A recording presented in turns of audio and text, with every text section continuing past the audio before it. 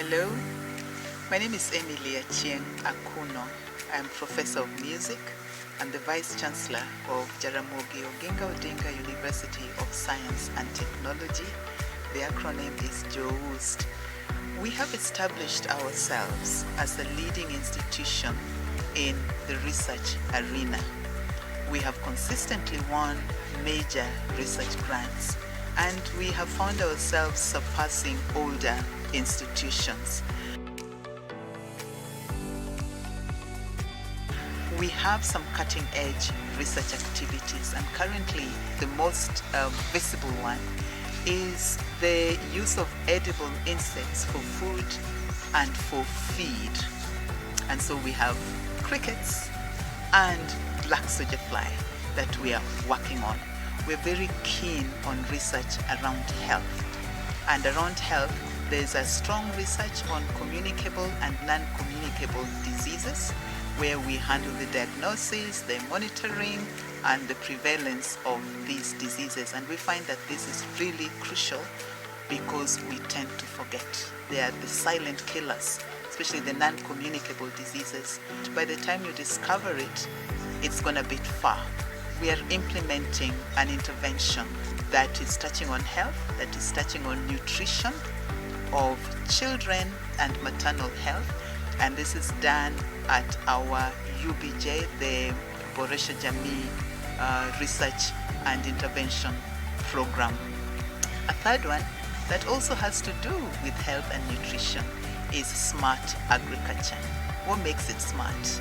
Issues around climate, issues around management of resilient crops like sorghum. We've got research around the neglected vegetables, research around the leafy vegetables, and in all of this research, we are bringing in the element of culture, so that what it is that is normally part of our existence, we get to learn something about it and enhance what it is that we are doing around it to improve the quality of life and to ensure that we have a healthy population. We do have research partners. You cannot do any of these alone. For example, on the use of insects for food, we have had the partnership of the World Bank. The use of insects for animal feed, we have had the FAO, Food and Agriculture Organization, who has been helping us to commercialize the products that we had. With respect to the child and maternal health activities, we've got the USAID, the American People's Support, so that we have a strong presence on the ground. We also have had the National Research Foundation of South Africa supporting two of our research areas, as well as the NRF, the Kenyan National Research Fund, and Kenneth, who have come in place very strongly to help us with research around IT and communication related matters.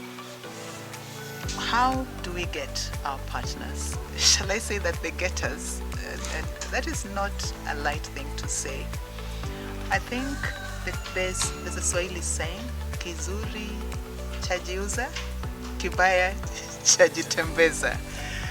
Usually it is the rigor of the research, the clearly documented research findings, the adherence to research protocols, the actual quality of the work that we do.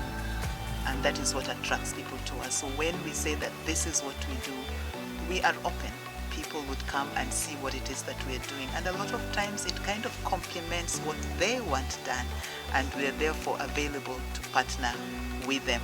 I think also the fact that our researchers are publishing their work on internationally rated and recognized publications, journals, puts us out there as an institution, a unit where there is a seriousness about research that attracts partners and funders.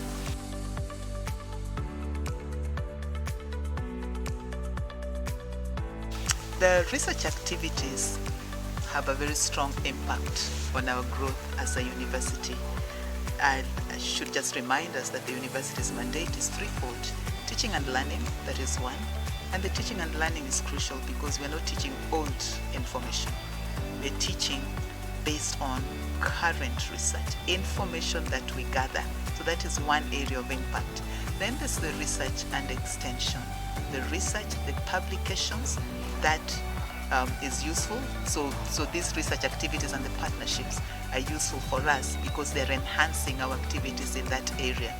But thirdly, community outreach. I think that's the way it is put. But we're just going to call it extension. How, as a university, we do not become an ivory tower, but we are present within our environment.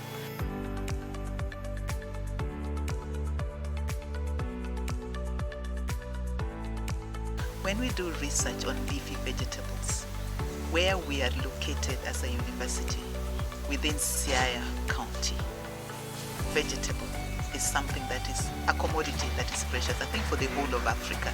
So the need for vegetable, and we make that available to the local person, not just in the market, but in their house. And when we get techniques of making sure that we are dealing with resilience of these plants, then it means that the ordinary kitchen person will be able to grow their own, and therefore we are ensuring food security. The university's visibility is very crucial, so we are visible on the ground simply because of the research that we are doing. These research activities, again, still have an impact on the local community because we equip the people in the community with knowledge, but perhaps it is knowledge that they had, and they thought that because this is cultural knowledge, it is now outdated. But we are simply coming in to enhance that knowledge. Like the issue about the neglected vegetables. You know, some of the local names, Atipa, you know, whoever thought that was something that you could be talking about in an interview conducted in English.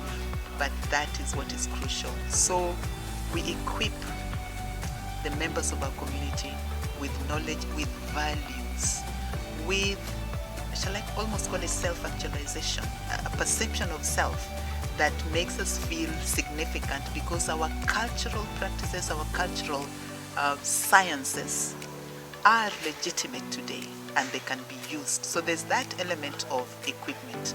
There's also equipping ourselves as an institution with some of the cutting-edge scientific research instruments that make our institution